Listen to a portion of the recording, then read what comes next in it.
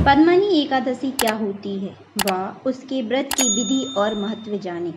अधिक मास की शुक्ल पक्ष की एकादशी बहुत ही शुभ फल देने वाली है। एकादशी का व्रत भगवान विष्णु को समर्पित है और पुरुषोत्तम मास भी भगवान विष्णु को ही समर्पित है, इसलिए इस माह की एकादशी का महत्व और अधिक बढ़ जाता है। पद्मनी एकादशी का व्रत सभी जन्म के पापों का नाश करने वाला, अपार यश एवं कीर्ति दिलाने वाला है। अधिक मास की शुक्ल पक्ष की एकादशी को पद्मनी एकादशी के नाम से जाना जाता है। एकादशी का व्रत करने से जातक को महान पुण्य प्राप्त होता है। पद्मनी एकादशी का महत्व इसलिए और बढ़ जाता है क्योंकि यह पुरुषोत्तम मास में आती है। अधिमास भगवान विष्णु की आराधना के लिए ही समर्पित हैं।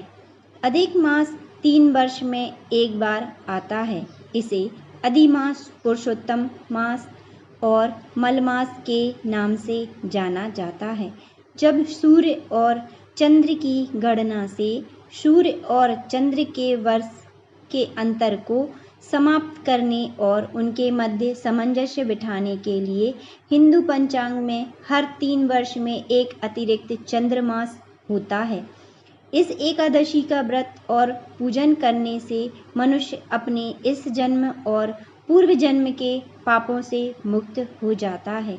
उसका मन एवं आत्मा निर्मल हो जाती है, साथ ही उसे संसार के सभी सुख प्राप्त होते हैं और मृत्यु के बाद मोक्ष की प्राप्ति होती है।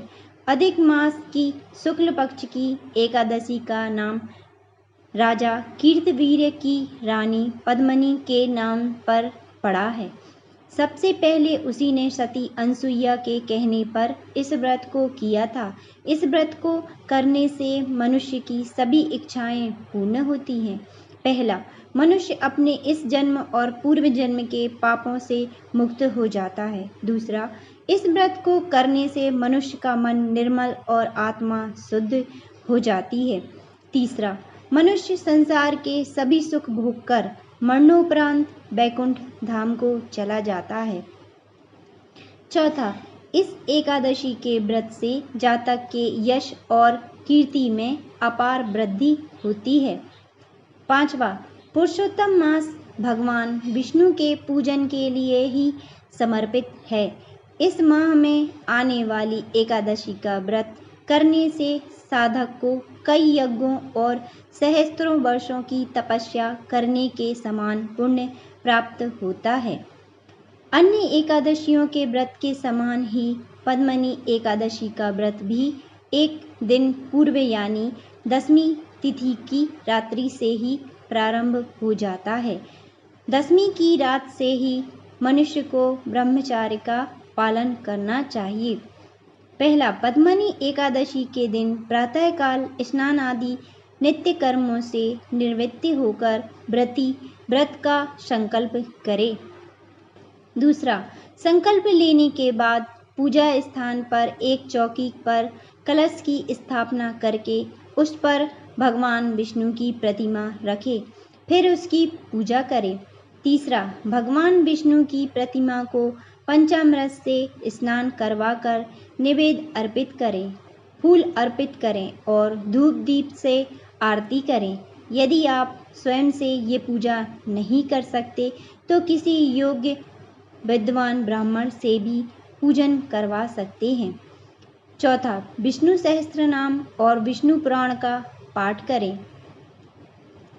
पांचवा, इसके बाद पद्मनी एकादशी व्रत का महत्व और कथा पढ़ें या श्रवण करें। छठवां, दिन भर निर्जल एवं निराहार रहकर व्रत करें। सातवां, व्रत की रात को जागरण करें और रात्रि के हर प्रहर में भगवान को अलग अलग वस्तुएं अर्पित करें, जैसे एक प्रहर में नारियल, दूसरे में प्रहर में फल, तीसरे में मेवे और चौथे प्रहर में पान सुपारी आदि।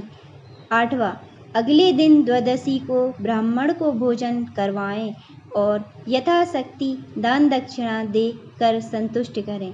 फिर उसके बाद स्वयं खाना खाएं। अगर आपको मेरी वीडियोस अच्छी लगती हैं तो लाइक और सब्सक्राइब ज़रूर करें।